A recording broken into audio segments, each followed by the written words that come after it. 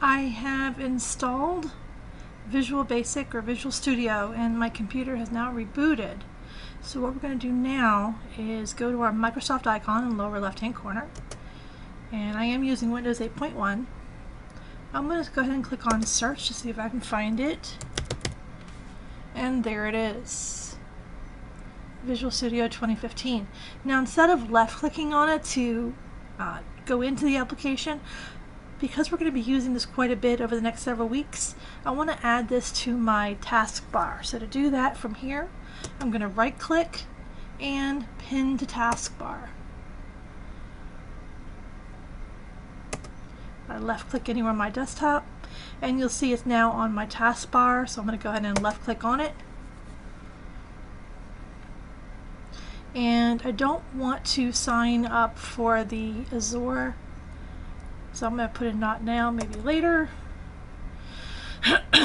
The developmental settings, we want to go into the Visual Basic, and you can choose either one of these. It's entirely up to you. It's just a color scheme.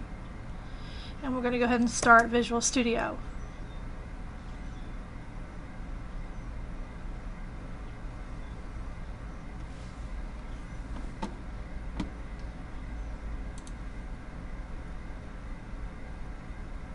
Now if we were logging into Visual Studio 2010, we would have done something similar, but instead of being a drop-down box, it would have just been a text box where we would have selected the one we wanted. So the interface has changed quite a bit since 2010 as far as the initial startup.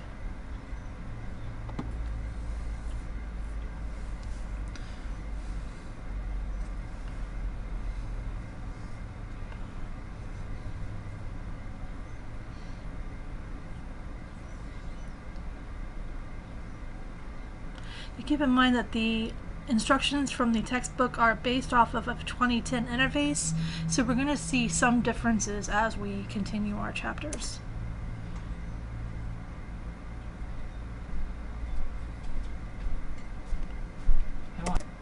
Okay, so here is our initial New Start interface, and we want to create a new project. So we're going to click on New Project.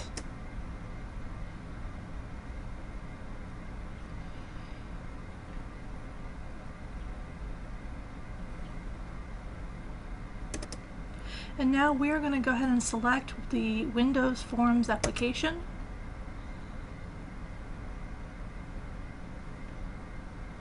And we'll see the name. We'll just go ahead and let it default, that's fine.